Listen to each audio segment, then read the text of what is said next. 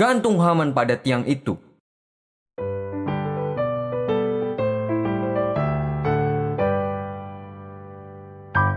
Halo adik-adik semuanya. Cerita Alkitab anak-anak hari ini berjudul Haman dihukum mati. Ayat hafalannya terdapat di dalam Ester 4 ayat 14. Mari kita baca ayat hafalannya bersama-sama ya. Siapa tahu, mungkin justru untuk saat yang seperti ini engkau beroleh kedudukan sebagai ratu. Pernahkah adik-adik ingin mengetahui sesuatu, tetapi kemudian ibu atau ayah adik-adik berkata, "Tunggu sebentar ya nak." Adik-adik pasti merasa penasaran. Nah, mungkin itulah yang Raja Ahasiweros rasakan ketika dia datang ke perjamuan Ester yang kedua. Mari kita dengarkan kisahnya bersama-sama ya adik-adik. Raja Ahasiweros dan Haman sedang menikmati perjamuan Ester yang kedua. Tetapi Raja Ahasiweros penasaran. Dia ingin tahu apa keinginan Ester dan mengapa Ester begitu lama untuk memberitahukannya.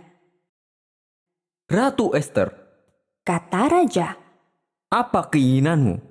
Setengah dari kerajaanku sekalipun akan kuberikan kepadamu. Rajaku, jika engkau benar-benar peduli padaku, tolong biarkan aku hidup dan biarkanlah bangsaku juga hidup. Ester memohon. Aku telah diberitahu bahwa kami semua akan dibunuh. Jika kami hanya dijual sebagai budak, aku tidak akan mengatakan apa-apa. Tetapi kali ini kami akan dibinasakan. Apa? Siapa yang melakukan ini? Di mana dia? Raja berteriak dengan marah. Orang jahat itu adalah Haman. Kata Ester sambil menunjuk Haman. Haman berhenti makan. Dia sangat ketakutan.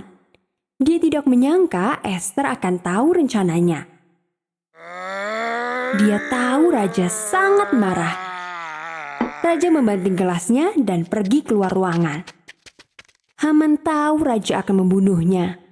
Jadi, dia berlutut memohon belas kasihan Ratu Ester. Oh tidak, tepat pada saat itu raja kembali ke ruangan. Haman, Kata raja dengan suara yang keras. beraninya engkau menyerang ratu, apalagi saat aku masih di sini.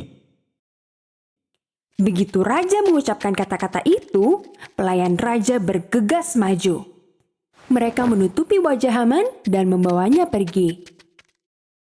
Salah satu pegawai raja yang bernama Harbona berbicara kepada raja.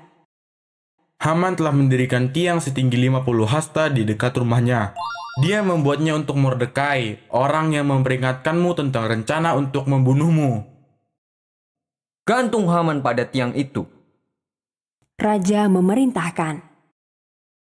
Raja Ahasiweros memberi Ratu Ester semua harta milik Haman. Ester memberitahu raja bahwa Mordekai adalah sepupunya. Dia menjelaskan bagaimana Mordekai membesarkannya. Raja memanggil Mordekai.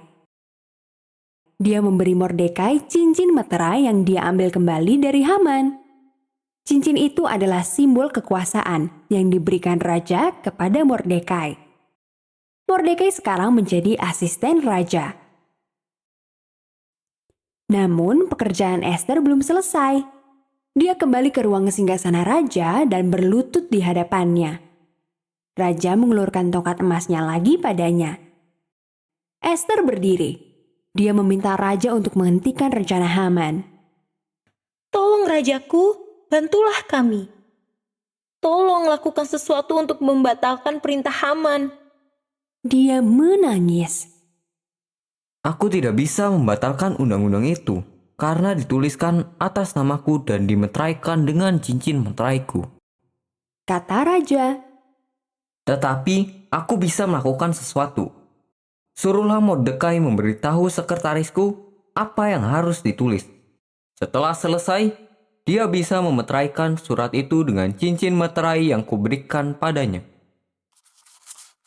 Mordekai memberitahu sekretaris raja atau yang bisa juga disebut sebagai panitera tentang apa yang harus ditulis.